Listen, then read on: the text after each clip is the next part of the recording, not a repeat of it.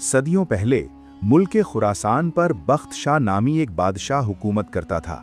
خراسان، جو آج کے افغانستان، ایران اور وسطی ایشیا کے کچھ علاقوں پر پھیلا ایک تاریخی خطہ تھا، اپنی خوشحالی اور تہذیب کے لیے دنیا بھر میں مشہور تھا۔ بخت شاہ کی سلطنت وسیع، خزانے مالا مال اور فوج ناقابل شکست تھی، لیکن بادشاہ کی اصل پہچان اس کی دولت یا فوج نہیں، بلکہ اس کا انصاف تھا۔ بخت شاہ ایک ایسا بادشاہ تھا جس کے دل میں رعایا کے لیے محبت اور خدا کا خوف بستا تھا۔ دنیا کی ہر نعمت ہوتے ہوئے بھی وہ ایک سادہ زندگی گزارتا۔ اس کے دربار کے دروازے کسی غریب یا مظلوم کے لیے کبھی بند نہ ہوتے۔ وہ گھنٹوں لوگوں کی فریادیں سنتا اور یقین دہانی کرتا کہ اس کی سلطنت میں کسی کے ساتھ ناانصافی نہ ہو۔ لوگ اسے صرف بادشاہ نہیں بلکہ ایک شفیق باپ کی طرح مانتے تھے جو اپنی رعایا کا خیال رکھتا تھا۔ لیکن جہاں روشنی ہوتی ہے وہاں سایہ بھی ہوتا ہے۔ بخت شاہ کے دربار میں دلاور خان نامی ایک وزیر تھا جو اپنی ذہانت اور قابلیت میں تو بے مثال تھا، اور بادشاہ بھی اس پر بہت بھروسہ کرتا تھا، مگر اس کی قابلیت پر اس کا غرور حاوی تھا۔ وہ ایک امیر اور اونچے خاندان سے تھا، اور یہی خاندانی گھمنڈ ہر وقت اس کے سر پر سوار رہتا۔ وہ عام لوگوں، خاص کر غریبوں کو حقارت سے دیکھتا، اور اس کی گفتگو میں سختی اور لہجے میں تکبر صاف جھلکتا تھا۔ بادشاہ اس کی اس عادت سے واقف تو تھا، مگر اس کی قابلیت کی وجہ سے اس سے درگزر کرتا تھا۔ اس کہانی کا تیسرا کردار بادشاہ کا ایک ذاتی ملازم تھا۔ وہ بھی اپنے مرتبے کے گھمنڈ میں رہتا تھا۔ چونکہ وہ ہر وقت بادشاہ کے ساتھ رہتا، وہ خود کو دربار کے باقی سب لوگوں سے افضل سمجھتا، اور ہر کسی سے بدتمیزی سے بات کرنا اپنا حق سمجھتا تھا۔ ایک طرف بادشاہ کی عاجزی تھی اور دوسری طرف اس کے سب سے قریبی دو لوگوں کا تکبر۔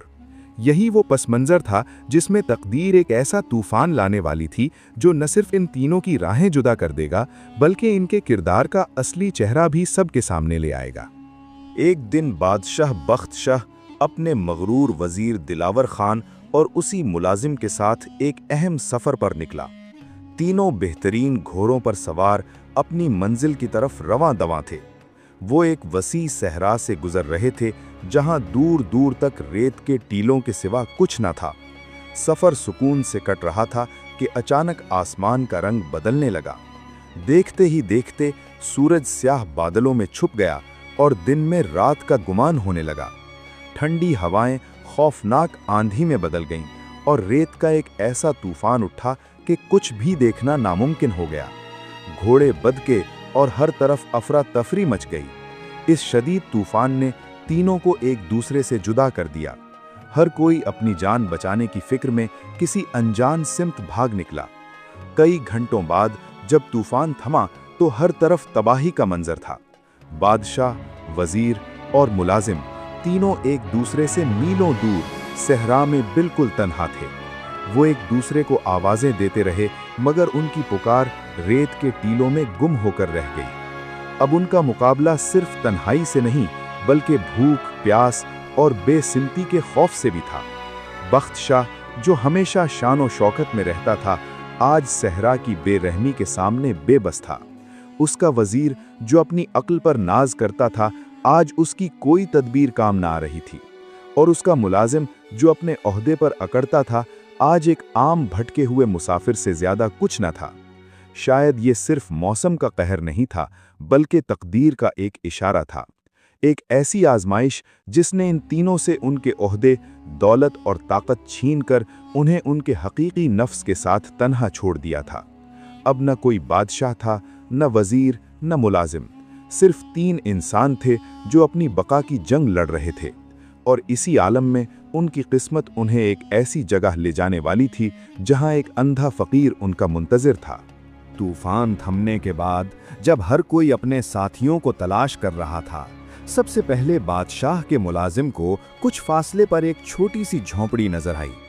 صحرا کی تنہائی میں وہ جھونپڑی امید کی کرن جیسی تھی۔ وہ تھکا ہارا اور پیاسا تھا، اور اس کا مزاج چڑچڑا ہو چکا تھا۔ وہ تیزی سے جھونپڑی کے پاس پہنچا جہاں ایک نابینا بزرگ اطمینان سے بیٹھے تھے۔ وہ ایک اندھے فقیر تھے۔ ملازم گھوڑے سے اترا اور اپنی عادت کے مطابق تکبر سے فقیر سے مخاطب ہوا۔ اس نے سلام یا ادب کو ضروری نہ سمجھا۔ اس نے گرجدار آواز میں پوچھا، او اندھے، یہاں سے کوئی گھڑ سوار گزرا ہے؟ اس کے لہجے میں حاکمانہ غرور اور فقیر کے لیے شدید حقارت تھی۔ اس نے سوچا کہ یہ شخص اندھا ہے تو شاید بے وقوف بھی ہو، اسے عزت دینے کی کیا ضرورت ہے؟ اندھے فقیر نے اس کی آواز سنی، لیکن اس کے چہرے پر کوئی غصہ یا ناگواری نہیں آئی۔ اس نے اسی سکون سے سر اٹھایا اور جواب دیا، بھائی، مجھے تو یہاں سے کسی کے گزرنے کی آہٹ نہیں ملی۔ فقیر کا جواب سادہ اور نرم تھا، مگر ملازم نے اس پر توجہ دینا بھی اپنی توہین سمجھا۔ وہ غرور سے منہ موڑ کر یہ بڑبڑاتا ہوا آگے بڑھ گیا کہ اس اندھے کو کیا پتا ہوگا، اور اپنے ساتھیوں کی تلاش میں دوسری سمت چلا گیا۔ اسے اندازہ ہی نہیں ہوا کہ اس کی آنکھیں تو دیکھ سکتی تھیں، لیکن اس کے دل پر تکبر کا ایسا پردہ پڑا تھا کہ وہ فقیر کی ظاہری حالت کے پیچھے چھپی بصیرت کو نہ دیکھ سکا۔ یہ اس کہانی کا پہلا امتحان تھا جس میں ملازم بری طرح ناکام ہوا۔ اس نے ثابت کر دیا کہ بادشاہ کی قربت نے اسے انسانیت کے بنیادی اصولوں سے محروم کر دیا ہے۔ ملازم کے جانے کے کچھ دیر بعد وزیر سلطنت دلاور خان بھٹکتا ہوا اسی جھونپڑی کے پاس پہنچا۔ وہ بھی تھک کر چور تھا اور اپنے بادشاہ کے لیے فکر مند تھا۔ جب اس کی نظر جھونپڑی پر بیٹھے فقیر پر پڑی تو اس کے دل میں بھی امید جاگی۔ دلاور خان ملازم کی طرح بدتمیز تو نہیں تھا، لیکن وہ بھی اپنے مرتبے کے غرور میں مبتلا تھا۔ اس نے فقیر کو دیکھا اور اپنے وزیر ہونے کے ذام میں اس سے مخاطب ہوا۔ اس کا لہجہ کھردرا نہیں تھا، لیکن اس میں ایک چھپی ہوئی برتری کا احساس تھا۔ اس نے پوچھا، اے فقیر، کیا یہاں سے کوئی سوار گزرا ہے؟ اس نے فقیر کو اندھا نہیں کہا، لیکن فقیر کا لفظ اس کی نظر میں اس شخص کی حیثیت بتانے کے لیے کافی تھا۔ اندھے فقیر نے ایک بار پھر اسی تحمل سے جواب دیا، ہاں، تھوڑی دیر پہلے یہاں سے ایک گھوڑ سوار گزرا ہے جو حلیے سے کسی کا ملازم لگتا تھا۔ وزیر یہ سن کر چونکا۔ اسے حیرت ہوئی کہ اس اندھے شخص کو کیسے معلوم ہوا کہ گزرنے والا ایک ملازم تھا۔ اس نے سوچا کہ شاید یہ محض ایک اتفاق ہے۔ اس کے اپنے علم کا غرور اتنا زیادہ تھا کہ اس نے اس بات پر زیادہ غور کرنا مناسب نہ سمجھا۔ اس کی نظر میں یہ اب بھی ایک معمولی فقیر تھا جو شاید تکے لگا رہا تھا۔ وزیر نے اس سے مزید کچھ پوچھنا اپنی شان کے خلاف سمجھا اور یہ سوچ کر آگے بڑھ گیا کہ بادشاہ شاید اسی راستے پر گیا ہوگا۔ اور یوں وزیر بھی اس آزمائش میں پورا نہ اتر سکا، کیونکہ اس نے بھی انسان کو اس کی ظاہری حالت سے پرکھا اور اس کے اندر چھپی حکمت کو دیکھنے سے قاصر رہا۔ اب جھونپڑی ایک بار پھر تنہا تھی۔ دو لوگ آئے اور دونوں نے اپنے کردار کا مظاہرہ کر دیا۔ اب باری تھی تیسرے اور آخری مسافر کی، جس کی آمد اس کہانی کا رخ ہمیشہ کے لیے بدلنے والی تھی۔ کچھ مزید وقت گزرا، سورج ڈھلنے کو تھا کہ بادشاہ بخت شاہ تھکا ہارا اس جھونپڑی تک پہنچا۔ وہ بھی اپنے ساتھیوں کی جدائی سے نڈھال تھا، لیکن اس کے چہرے پر پریشانی کے ساتھ ساتھ ایک بادشاہ کا وقار بھی تھا۔ جیسے ہی اس کی نظر جھونپڑی میں بیٹھے نابینا بزرگ پر پڑی، وہ فوراً اپنے گھوڑے سے اتر آیا۔ اس نے اپنے شاہی مرتبے کو ایک طرف رکھا اور ایک عام انسان کی طرح عاجزی سے فقیر کی طرف بڑھا۔ اس نے قریب پہنچ کر سب سے پہلے نہایت ادب سے سلام کیا۔ السلام علیکم شاہ صاحب۔ بادشاہ کا لہجہ احترام اور نرمی سے بھرا تھا۔ اس نے نہ فقیر کو اندھا کہا، نہ فقیر، بلکہ اس نے اسے شاہ صاحب کہہ کر عزت دی، جیسے وہ کسی بہت بڑے مرتبے والے شخص سے مخاطب ہو۔ اس نے اپنا سوال بھی انتہائی شائستگی سے پوچھا، شاہ صاحب، کیا آپ نے یہاں سے کسی گھوڑے کے گزرنے کی آواز سنی ہے؟ اس کے سوال میں کوئی حکم نہیں، بلکہ ایک درخواست تھی۔ وہ ایک بادشاہ ہوتے ہوئے بھی ایک عام آدمی کی طرح مدد مانگ رہا تھا۔ اندھے فقیر نے بادشاہ کا سلام اور سوال سنا۔ اس کے چہرے پر پہلی بار ایک ہلکی سی مسکراہٹ آئی۔ اس نے پرسکون انداز میں جواب دیا، وعلیکم السلام بادشاہ سلامت۔ جی ہاں، یہاں سے 2 لوگ گزر چکے ہیں۔ بادشاہ یہ سن کر حیران ہوا کہ اس شخص نے اسے پہچان کیسے لیا۔ اس نے پوچھا، وہ کون تھے اور کدھر گئے؟ فقیر نے جواب دیا، بادشاہ سلامت، آپ سے پہلے آپ کا وزیر دلاور خان آیا تھا، اور اس سے بھی پہلے آپ کا ملازم یہاں سے گزرا تھا۔ بادشاہ کی حیرت کی کوئی انتہا نہ رہی۔ اس نے بے تابی سے پوچھا، शाह साहब, आप तो देख नहीं सकते, फिर आपने ये कैसे जान लिया कि कौन मुलाजिम था, कौन वजीर और कौन बादशाह? आपने मुझे कैसे पहचाना? और बस यही वो लम्हा था जहां कहानी का सारा राज खुलने वाला था। बादशाह का सवाल सादा था, लेकिन उसका जवाब उसकी पूरी सल्तनत के खजानों से ज्यादा कीमती था। अब फकीर वो राज खोलने वाला था जिसने बादशाह को हमेशा के लिए बदल देना था। बादशाह बख्त शाह का सवाल फिजा में गूंज रहा था। आपने मुझे कैसे पहचाना? अंधे फकीर ने एक गहरा सांस लिया और उसके चेहरे पर सदियों की दानाई सिमट आई। उसने कहा, बादशाह सलामत, सच है कि मेरी आंखें आपका लिबास या ताज नहीं देख सकती, लेकिन मेरे कान आपके अल्फाज सुन सकते हैं और मेरा दिल आपका लहजा महसूस कर सकता है। बसीरत सिर्फ आंखों से नहीं, दिल से आती है। सबसे पहले जो शख्स आया, उसने आते ही मुझे मेरी माजूरी का ताना दिया और कहा, ओ अंधे। उसके लहजे का तकब्बुर बता रहा था कि ये कोई ऐसा शख्स है जिसे अपनी हैसियत पर झूठा गुरूर है और वो दूसरों को हकीर समझता है। ऐसा रवैया अक्सर उन लोगों का होता है जो अपने मालिक की कुर्बत की वजह से खुद को बड़ा समझने लगते हैं। मैं समझ गया कि ये आपका कोई मुलाजिम है। बादशाह खामोशी से सुनता रहा। फकीर के अल्फाज तीर बनकर उसके दिल में लग रहे थे। फकीर ने अपनी बात जारी रखी। कुछ देर बाद दूसरा शख्स आया। उसका लहजा पहले की तरह खुरदरा तो नहीं था, मगर उसमें भी बर्तरी का एहसास था। उसने मुझे मेरी गुर्बत की याद दिलाते हुए कहा, ए फकीर। उसकी आवाज का घमंड बता रहा था कि ये कोई ओहदेदार शख्स है जो खुद को अक्ले कुल समझता है।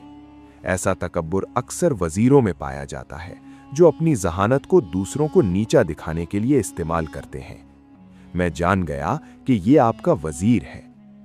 बादशाह का सर शर्म से झुक गया। उसे अपने सबसे करीबी लोगों की हकीकत एक अंधे फकीर की जुबानी सुनकर शदीद झटका लगा। आखिर में फकीर बादशाह की तरफ मुतवज्जे हुआ। और फिर आप तशरीफ लाए बादशाह सलामत। आपने न मेरी माजूरी का जिक्र किया, न मेरी गुर्बत का। आपने आते ही सलाम किया और मुझे शाह साहब कहकर इज्जत बख्शी। आपके लहजे में आजजी और एहतराम था जो सिर्फ उन दिलों में होता है जो खुदा से डरते हैं। आपकी आजजी ने ही बता दिया कि आप ही इस मुल्क के बादशाह हैं, क्योंकि असली बादशाह वो नहीं जो ताज पहनता है, बल्कि वो है जो अपनी राया के हर फर्द की इज्जत करना जानता है। आपके अल्फाज ने आपकी पहचान करा दी। ये कहकर फकीर खामोश हो गया। उसने कोई सवाल नहीं पूछा था, लेकिन उसकी पूरी बात ही एक सवाल बनकर बादशाह के सामने खड़ी थी। उसका असल सवाल ये था, ए बादशाह, तू अपनी राया को किस नज़र से देखता है? क्या तू उन्हें उनके मर्तबे से पहचानता है या उनकी इंसानियत से? यही वो सवाल था जिसने बादशाह को जड़ों से हिला कर रख दिया। फकीर ने बादशाह को एक आईना दिखा दिया था जिसमें उसे न सिर्फ अपनी बल्कि अपने पूरे दरबार और निज़ाम की असलियत नजर आ गई थी। उसे एहसास हुआ कि वो जिन लोगों पर सबसे ज्यादा भरोसा करता था वही इखलाकी तौर पर सबसे ज्यादा कंगाल थे। इस अंधे फकीर की बसीरत ने बादशाह की आंखें खोल दी थीं। उसे समझ आ गया कि हकीकी अंधापन आंखों की बीनाई खो देना नहीं, बल्कि दिल की बसीरत का मर जाना है। अंधे फकीर की बातों ने बादशाह बख्त शाह के दिल की दुनिया बदल दी थी। वो कुछ देर सर झुकाए वहीं खड़ा रहा। इस एक मुलाकात ने उसे वो कुछ सिखा दिया था जो बड़ी बड़ी किताबें न सिखा सकीं। उसने फकीर का शुक्रिया अदा किया और इनाम की पेशकश की, लेकिन फकीर ने मुस्कुराकर कहा, बादशाह सलामत, आपकी इज्जत अफजाई ही मेरा इनाम है। बस दुआ है कि अल्लाह आपको हमेशा इंसाफ और आजिज़ी के रास्ते पर कायम रखे। बादशाह भारी दिल मगर रोशन दिमाग के साथ महल वापस पहुंचा। अगले ही दिन उसने एक भरे दरबार का ऐलान किया। जब सब जमा हो गए तो बादशाह ने सहरा में पेश आने वाला पूरा वाकया सुनाया। उसने बताया कि किस तरह उसके मुलाजिम और वजीर ने उस नाबीना बुजुर्ग से बात की और किस तरह उस बुजुर्ग ने सिर्फ उनके लहजों से उनकी पूरी शख्सियत को परख लिया। दरबार में सन्नाटा छा गया। वजीर दिलावर खान का चेहरा शर्म से सुर्ख था और मुलाजिम खौफ से कांप रहा था। بادشاہ نے سب سے پہلے اس ملازم کو بلایا اور گرجدار آواز میں کہا، تو نے ایک بے بس شخص کی توہین کر کے انسانیت کی توہین کی ہے۔ میرے قرب نے تجھے اتنا مغرور کر دیا کہ تو نے خدا کی مخلوق کو حقیر سمجھا۔ بادشاہ نے اسے فوری طور پر برطرف کر دیا تاکہ اسے احساس ہو کہ عام لوگوں کی عزت نفس کیا ہوتی ہے۔ پھر بادشاہ اپنے وزیر دلاور خان کی طرف متوجہ ہوا۔ اس نے کہا، دلاور خان، تمہارا علم تمہیں عاجزی سکھانے کے بجائے تکبر سکھا رہا ہے۔ جب علم انسان کو مغرور بنا دے تو وہ جہالت سے بدتر ہو جاتا ہے۔ بادشاہ نے وزیر کے کچھ اختیارات معطل کر دیے اور اسے حکم دیا کہ وہ 1 مہینہ شہر کے غریبوں کے ساتھ گزارے تاکہ عاجزی کا عملی سبق سیکھے۔ آخر میں بادشاہ نے پورے دربار سے مخاطب ہو کر ایک تاریخی فرمان جاری کیا، آج سے میری سلطنت میں ہر انسان کی پہچان اس کا عہدہ یا دولت نہیں بلکہ اس کا کردار اور اخلاق ہوگا۔ یاد رکھو، تکبر وہ گناہ ہے جس نے شیطان کو جنت سے نکلوایا تھا۔ جو کسی کو اس کی غربت یا معذوری کی وجہ سے حقیر سمجھے گا وہ میری نظر میں سب سے بڑا مجرم ہوگا۔ حقیقی بصیرت دل کی پاکیزگی میں ہے، آنکھوں کے دیکھنے میں نہیں۔ اس دن کے بعد ملک خراسان کی تاریخ بدل گئی۔ بادشاہ کا انصاف اور بھی مشہور ہو گیا، لیکن اب اس کے انصاف میں ایک نئی گہرائی تھی، اور یہ سب ایک اندھے فقیر کے اس ایک سوال کی بدولت ممکن ہوا، جو دراصل ایک سبق تھا، ایک ایسی روشنی جس نے ایک عظیم بادشاہ کے دل کو ہمیشہ کے لیے روشن کر دیا۔